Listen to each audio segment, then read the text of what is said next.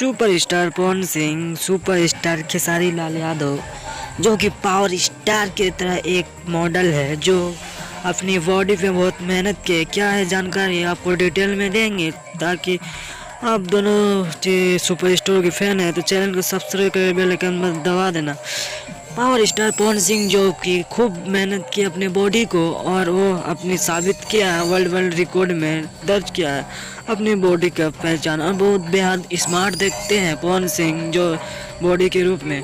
और यही सवाल खेसारी लाल यादव की, जो भी अंदर से अंदर बॉडी बनाए हैं, जो कि उसकी भी बॉडी बहुत बेहद अच्छी है, बेहद पसंद भी है, तो उसकी बॉडी भी हमें अच्छी लगी।